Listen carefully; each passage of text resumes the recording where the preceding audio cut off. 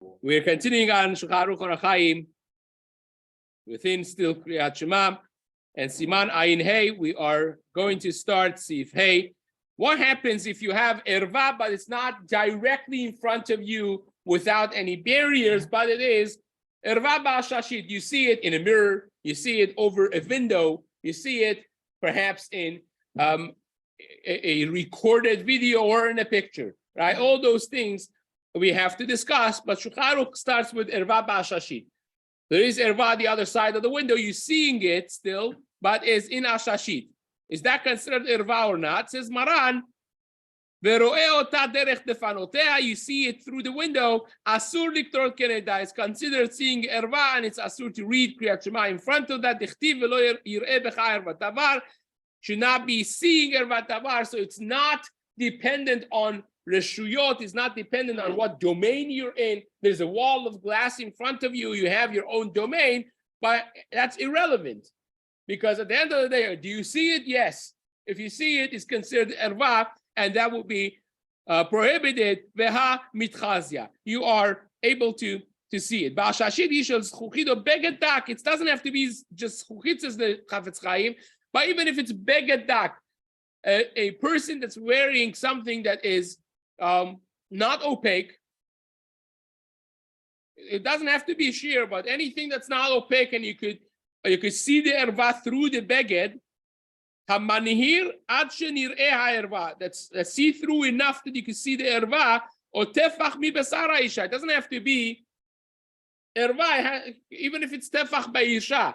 We mentioned this before in the massive discussion of what is considered shok ba'isha erva in brachot of Chavdalit. And if you say, like most of the Rishonim, almost all the poskim say that shok is between the knee and the ankle. So then, if that area is even covered with a see-through stocking or something that is, you could see the besara isha, tefach mi besara isha, that would be makom shtarka lechasom. That is considered erva v'chanal b'seif aleph ve'atzimat einayim shari bekol ze, and closing your eyes. It will be mutar in all of this. Now, this only becomes more significant when you learn the next Seif of Shulchan Aruch. That becomes more important, because there you'll see that actual erva, not so simple if you could just close your eyes. We're going to have a three-way machloket of poskim in the next Seif, but says the Chafetz Chaim, for this one, which is not erva be'etzim, it's not really erva, according to everyone, you could just close your eyes, and as long as you are not seeing it, as long as you don't have a sight of it, you close your eyes, you could say bracha, you could say Kriyat Shema in front of that. Because at the end of the day, the erva is covered, but you could see through the cover that is there. And that's what the Pri Megadim says as well. Says the Mishna Berurah, asur likro, that this that's asur to read Kriyat Shema, va'afilu hi bebayit acher, even if it's in a different house, vero'eh ota derech hashashit shebechalon, even if it's completely in a different domain, literally it's the next building, it's in a different house, in a different room, but you could see it through the chalon, through the window, still will be asur lefi sheberiyat al yakad, because all that the Torah has hinged this on is Riyah. Lo yireh b'char v'tava. We don't care where the erva is. It could be in a different country. It could be, you have over here, the city's changed, next block over here, you step over the city boundaries. It could be in a different place, completely different place, but still, if you see it, it's there. It says, the Mishna Berurah, even if you did this b'di'avet, your Kriyat Shema is garnished gven.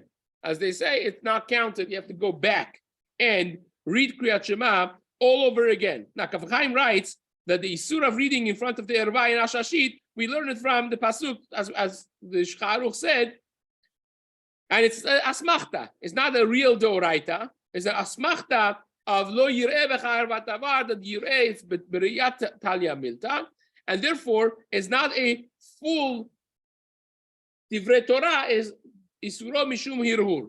The isur is midrabanan because of hirhur, because the trigger that it causes, it's not really relevant to if it's in front of you or is ba'ashashit, and therefore midrabanan Chazal answered it.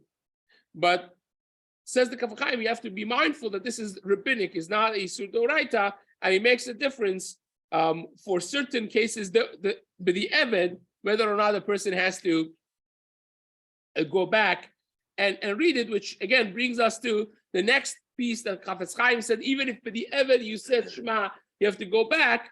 And the Kaf HaChaim says, because I just explained to you that this is a rabbinic Isur, therefore, but the Evet, when you did it already, your Yotzeh, you don't have to go back and read it again. Now, he says that if it's possible for you to say it again, why not? This Kaf HaChaim always says, okay, we'll cover all your bases. But Mikar Adin, you have to note that this is the Rabbanan. So it comes out the Machloket Chafetz Chaim and the Kaf HaChaim. Chafetz Chaim in Mishna Berurah says, but the Evet, even if you had erva exposed ba'ashashit through the window, you would have to go back and say Shema again. Even b'di'eved you b'na yotzeh. And the Kaf HaChaim says, even though that you did an isur, but b'di'eved you're yotzeh because the isur is the Rabbanan. So Maran writes in next Seif Vav, Hayta erva kenegdo. If you had erva in front of you, ve'echzir panav, and you turned your face away from it, or you closed your eyes, or is it at night that you can't see, or that the person who's saying the bracha is suma, saying Shema is suma, is blind. So even though that technically speaking, you have an erva right in front of him, but he's not seeing it. He's not seeing it because he's blind. He's not seeing it because it's too dark. He's not seeing it because he closed his eyes. He's not seeing it because he turned his face away. Regardless of how you're not seeing it, mutar niktrot. You can read Kriyat Shema, even though that your body is in front of an erva. The bereyat talarachmana, because Hashem has hinged this on re'iyah lo yireh b'char v'davar. You're not seeing it. You could say Shema. And he is not seeing it. So now this is a fascinating Seif, which we're going to discuss right now. Says the Mishna Berurah, erva kenegdom, ayim b'primigadim sharach achronim dehu atzmo arom efshar degav ledat shulchan aruch lo mehan. Says that's only when you have erva in front of you. If you're naked yourself and it's night that you don't see, or the guy is a blind person, or he closes his eyes, doesn't help, because then you yourself are the source of the problem, and perhaps even the Shulchan Aruch would agree. Now, hechzir panav, this that we say, you turned your face away. It's talking about you're turning away your face without turning your guf. So there are three ways not to see something for someone that regularly would see, right?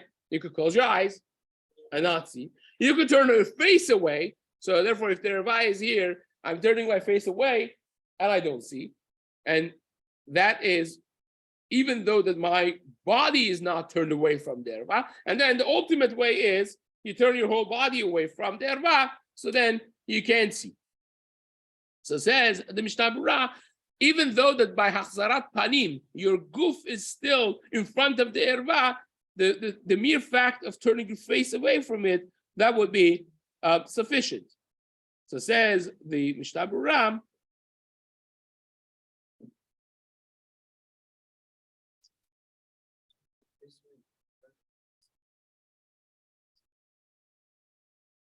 right, so he says, no, but your eyes are open. So the lo gara matzimat einayin the shari ledideh v'ayim besamu. Right, so he says that's tantamount to closing your eyes. Right, now we're not done with this. O shatzam einav, you close your eyes. Here's a very important Mishna Berurah in Sif Katan Chavtet. Ve'acharonim iskimu, the poskim agree. They call elu ha'etzot, that all these etzot that Shulchan Aruch brings, levad machzarat panim lo mehani. Aside from turning your face away, all the other ones that's dark at night and it's the guy is a suma, or you close your eye, all those things, the poskim are mahmir keneged Shulchan Aruch, that you have to be mahmir. You can't. It doesn't help. Because the pasuk doesn't say don't see. If the pasuk would say lo tir'eh ervat davar, that would mean you shouldn't see. So close your eyes. But it says lo yir'eh becha ervat davar, and lo yir'eh retzon lomar lo yir'eh haro'eh. That means a person that could see and is keeping his eyes open should not be able to see. So therefore, if he's blind and is in front of the erva, if he wouldn't be blind, he would see it. If he wouldn't close his eyes, the one that closes his eyes would see. But a person that his face is turned away or his body is turned away, he would not see even if he would open his eyes as a person with full sight. So therefore, the poskim are machmir against the Shulchan Aruch that everything short of turning your face or your body away, it's not going to help. Even the turning of your face away, even that, some of the poskim hold that it has to be, this is the Taz, the famous Shita of the Taz. The Taz says Hachsarat Panim doesn't mean only your face, it means your entire body has to turn, right? Now, the erva is in your side or in your back, therefore, it's not considered a problem. But if you're facing, so to speak, the erva, and you just turn away your face and not your whole body, says the Taz, that doesn't help either. Lo mehani. Now, on this, it's not so pashut. The Ben Ish Chai agrees with the Taz that you have to turn away your whole body. The Kaf HaChaim agrees with it as well. Chacham Obadia is mekel. It says Maran is pretty clear what he means. Maran says this or this or this or this. All of them help, and closing your eyes is part of it. So therefore, it says Chaubadia. Ikar is like Maran Shulchan Aruch. Shekol Adam Ro'eh Erva. So long as you're not seeing it, you're allowed to read Kriyat Shema even in front of the erva and saying Dvarim Shebikusha. Now, of course, if you're mahmir, if you could be mahmir, Davar bracha, amazing, right? But how about if you can't? For instance, you're the Masader Kiddushin under the chuppah. Well, you got to turn away your faces. Wait a second. I'm going to make hagefen over here, right? Turn away and accept people's tomatoes and raw eggs, right? Can't do that. So therefore, Chabad says, if you can't put the sidur or the sheet of the brachot in your face and cover it, that's better. If not, close your eyes and say the bracha, and that would be sufficient as well. The Order Sion, Chacham Ben Zion Abba Shaul's students in his name, they write that if you're stuck, shad dachak, push comes to shove, then you could be mekel, like the Shita Maran Shulchan Aruch, and Ramor Chaliyahu agrees with that as well. So it's kind of like the middle ground. Chacham Obadia says, Ikar is like Maran Shulchan Aruch. If you could be mahmir, chazak ubaruch. If you can't be mahmir, no problem. Or Zion says, well, try to be mahmir. Essentially, it's the same thing. It says it the other way around. It says, if you really push comes to shove, you're back against the wall, you can be making like Maran, but the Chatklai should be mahmir. And that basically seems to be the three different opinions within the Sephardi poskim. On one hand, you have the Ben Ish Chai, Kaf HaChaim, that they hold like the Taz, nothing doing, you have to turn your face away. Then you have Chacham Obadia on the other end of the spectrum, that he says, no, Maran. Maran is the Ikar, you want to be mahmir, Ola Kavod, be mahmir. But Ikar Adin is, and then you have the Orah Tzion and Rabbi Chaliyahu that seem to say the other way around. It says, the Ikar is to be mahmir. But if you really are stuck, fine. At the end of the day, Kibarnu Orah Maran, you could be mekel in that way. So that's the general gist of this Seif in Shulchan Aruch, and with that we start really a new Siman Ayin Vav Lizaer Misoah B'Shat Kriyat Shema. This is to be careful with not having dirty stuff around when you say Shema. Naming, so you don't have excrement. So nowadays is less of an issue because we have bathrooms. Even if you're saying in the streets, unless you live in the fancy neighborhoods of Los Angeles, which the homeless people also are given shelter in those places. Other places you don't have a problem because you don't walk around seeing tzoah all over the place, right? We'll discuss the animal excrement maybe in a moment, but The Tzoah, regularly speaking, it becomes a very nogea thing, very relevant thing when you have kids at home, right? Kids, grandkids, and you're about to say Kiddush, you're in the middle of and you smell Hashem, you see your kid came and wants to hug you, and there is Tzoah over there, right?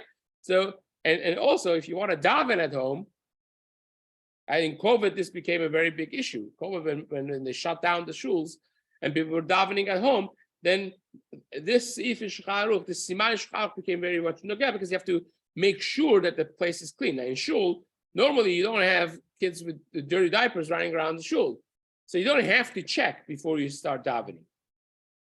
But if you're at home and you have 3 kids in diaper, then the odds are, that there's something that could be things you have to check before perhaps start davening. So let's begin. So Abba Shashit, mutar liklok regda. Now we started from Erva Bashashit. Shcharuch says, how about So'a Bashashit? When you have excrement in Ashashit, right? Over the glass, you see, literally you see exposed excrement, but it's over a window, over a glass wall, and you don't smell it, you just see it. Can you stand in front of that and say Shema? Yes, you could, because it's a different domain and you don't smell it. There's no problem of erva b'ashashit over here. Erva is because of hirur, then it becomes a problem. So sa b'ashashit mutar likro kenegda. You could literally stand right in front of it, 2 inches away over the glass wall, and say Shema. No problem with that whatsoever. Even though that you mamash could see it clearly, still not a problem. Mishum de bekisui tarachmana. The pasuk says vekisita et sa'atecha, v'shavta vekisita et sa'atecha. You should cover your tzoah, and this is covered. Now it's a see-through cover, but it's covered, right? There's a division between me and the tzoah, and that's good enough. So if you have a dirty diaper that you see in the house, and you have a Pyrex bowl, and you take the Pyrex bowl and you put it over the diaper, the dirty diaper, so no smell, and even though that you could see the tzoah exposed, it's not really exposed because you covered it. It's a see-through cover. So what? It's bekisui tal rachmana. Dichtiv bekisita etzatecha veha mitkasya. This is considered covered. Says the Mishna Berurah. Likrot. From here until Siman Pechet, which is the last Siman of the Hilchot Kriyat Shema, and also by Isur Erva that we mentioned in the previous Simanim, Kol Makom Shenizkar Adin Le'yan Kriyat Shema Ben Le'yan Heter Ben Le'yan Isur Hulav Davka Kriyat Shema. Anytime the Shulchan Aruch says Kriyat Shema, it's because we are holding in halachot of Kriyat Shema. From Siman Nun Chet until Siman Pechet is halachot of Kriyat Shema. So therefore, Shulchan Aruch chooses to say you can't say Shema in front of it. But it doesn't mean just Shema. It means brachot, divrei Torah, any tefillah, any of those things are the same thing as Kriyat Shema. The word in Torah, tefillah, all of the above is included in this. Kol inyanei kedusha, anything of kedusha will be included in this as well. Now, when you say that you could say Shema or Dvarim should be kedusha in front of a tzoah which is covered with glass, the Ben Ish Chai learns that if you have little kids that they make dirty diapers, and back then they had they didn't have the disposable ones, right? They had the ones that you had to wash.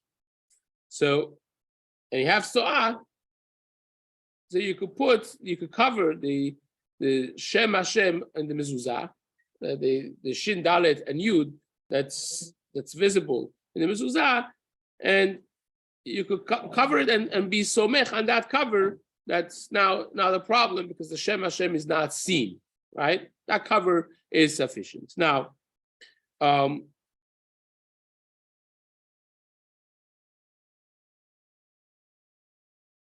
next piece of this actually is a little bit of a bigger discussion. I don't want to cut it short because I have to finish here. But Bezat Hashem will continue. We're going to maybe start this discussion of Tzoah B'Ashashit again tomorrow morning, and we'll continue it in the days to come.